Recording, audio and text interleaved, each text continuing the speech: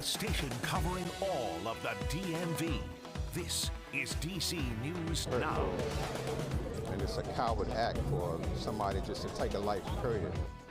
Now at 10 on DC News Now, teens shot and killed in the DMV. The vigil tonight for a 16-year-old, remembered for his hard work and love for his family. And later tonight, 16-year-old now being charged as an adult for shooting and killing a 17-year-old girl. And happy Friday, everyone. Hopefully you're ready for the weekend here. Plenty of sunshine in my extended forecast. I have that coming up.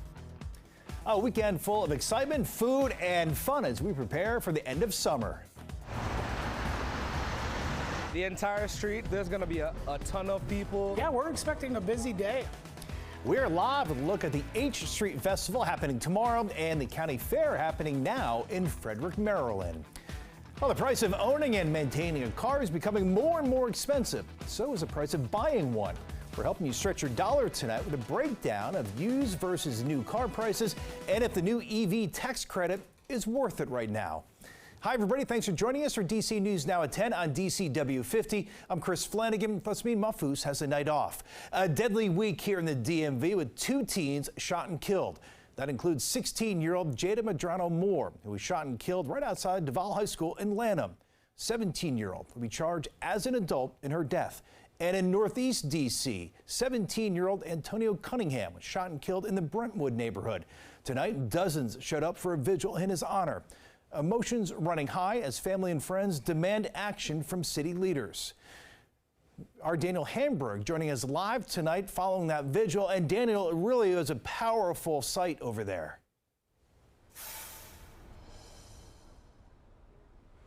It was, Chris, not too far away from where he was shot, right here in front of Jersey Mike's. He was on the way to work, standing just where I am. You can see still this window is boarded up because bullets flew through here. His family says that it was an attempted robbery that went wrong. Another man was also shot. He was taken to the hospital and is expected to be okay. Cunningham was not so lucky. They taking 2 men in our baby. That child was a baby. Tonight, the Brentwood community showed up in big numbers to remember 17-year-old Antonio Cunningham. He was great. He was raised right. He had a father, he had a mother, he had a whole family that really loved him. And they took that from him. His style, his smile, his charisma. He was a good kid, you know.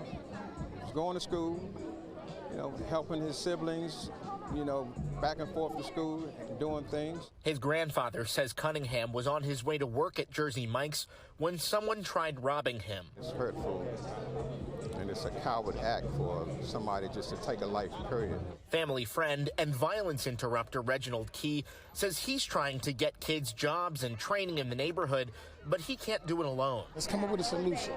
We got to find a way to stop this killing in Washington, D.C., especially of the young children.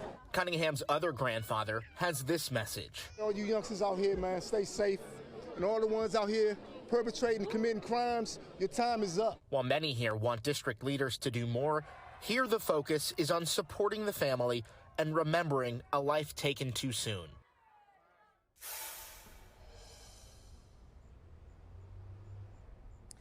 DC police say they do not have a motive for this shooting.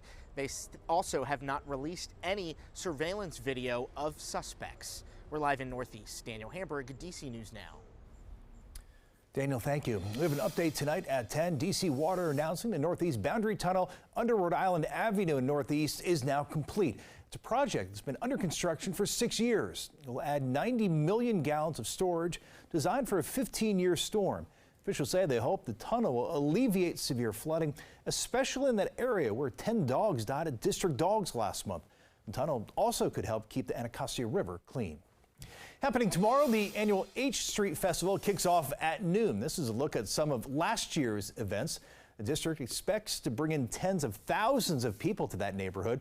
That event showcases music, art, food, and so much more. So much fun down there. Reporter Mariel Carbone joining us live on H Street tonight. Mariel, this is really a huge business, a huge day for businesses and vendors in that area. Yeah, that's right, Chris, because they are expecting about 150,000 people to be out here on H Street. That means a ton of eyes on those businesses and vendors, and hopefully a ton of spending, too. The entire street, there's gonna be a ton of people. A ton of people, a ton of businesses, and a ton of food. Rice and peas, curry chicken, Jamaican oxtail. Curtis Lawrence is a line cook at District Jerk, one of the dozens of businesses gearing up for Saturday's H Street Festival. That brings a lot of new people in to be able to just experience wonderful Jamaican food. It's like a Black Friday for many businesses. Anwar Salim is the director of H Street Main Street. He says the annual festival, which takes over 11 blocks of H Street Northeast and includes more than a dozen staging areas, is a huge boost for local businesses, many of which are still struggling post-pandemic, illustrated by the vacant storefronts along the corridor. And this festival gives people a chance to really highlight what we have. We have a lot of new businesses that are open, believe it or not. We have some closed, but a lot of new businesses opening. Yeah, we're expecting a busy day. Matthew Kane, general manager at the Pursuit Wine Bar and Kitchen, says Saturday is a way to showcase your business. We'll have assorted cocktails, wine, beers, sangria. An opportunity no amount of online marketing can match.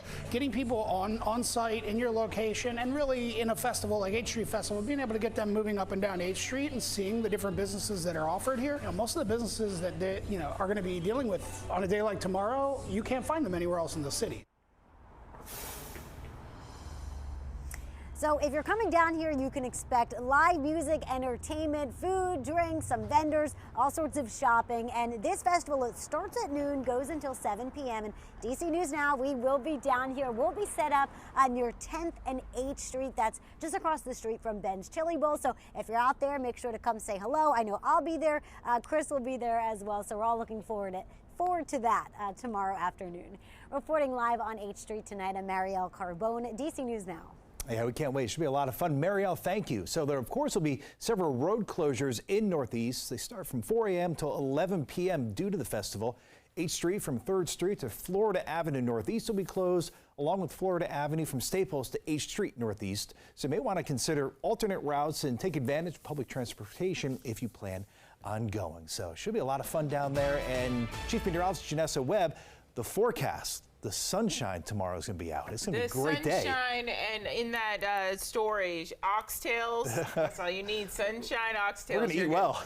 Eating well tomorrow. Hopefully you enjoy your day here. We're going to start off very well across the region. Sitting under sunny skies, high pressure is taking over the region, and winds, they have started to subside. And so that's going to be super helpful as you are walking up and down the street for the festival tomorrow morning. And then by the afternoon, we hit our peak of daytime highs, upper 70s to lower 80s. A pretty phenomenal day. The timing is just right with all this vitamin D that's going to be submerging the area. And then around 7 o'clock, remember, we're losing daylight fairly quickly.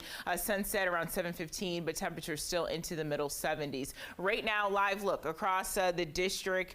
We're sitting under clear skies. We are going to be dealing with a little bit of patchy fog that's going to start to make its way across sections of Prince George's County into Montgomery as well. Temperatures right now upper 60s, so still very comfortable out there. But once again, overnight lows, the farther west you go, Woodstock, Luray, we're talking about the upper 40s. We do have a change in our forecast for your late weekend. Not talking sunny skies, but rain. We'll time things out coming up. Chris? All right, Janessa, thanks a lot. Happening right now, the Great Frederick Fair is also kicking off. It is at the fairgrounds over in Frederick. People are checking out livestock barns and enjoying some of the best fair food around. It's where we find our Michaela Newton spending the day. Take a look.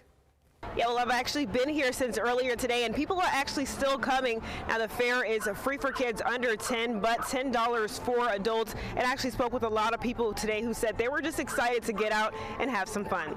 I love petting the animals mostly, and then I also like the rides and amusement park. We just purchased our wristbands, so we're excited. Probably the Ferris wheel. Yes. More than likely the Ferris wheel. Ferris wheel or either the swings. I'm looking forward to that, yes. From first-timers and out-of-towners to regulars, the Great Frederick Fair is where you'll meet someone from all parts of the DMV. Oh, it's interesting. There's a lot of stuff here than I would assume it was going to be here, like all these animals and whatnot. I love it. love the animals. I got to come back another day to see the rest of when all the animals come. But food, rides, and games aren't the only things you'll see here. It's one of Western Maryland's most well-known agricultural fairs. It's where Rhiannon Hushka learned how to spin yarn from wool and has since been doing for 20 years. I like the yarn that I made because I've knit myself sweaters with yarn that I've made, and it's more personal to me. You can buy a skein of yarn, but you didn't know where it came from. I sometimes even know the name of the animal it came off of. And the fair will run through this weekend until September 23rd. Reporting in Frederick, Maryland, I'm Michaela Newton for DC News Now. All right, looks like fun. All right, the 2023-24 COVID vaccine is now available in Virginia. The FDA and CDC signing off on the shot earlier this week for everyone aged 6 months and older. The vaccine is made by Pfizer and Moderna. Now, you can expect to start seeing it offered at your local pharmacy or your physician's office in the coming days, as well as some health centers, free clinics, and health department offices.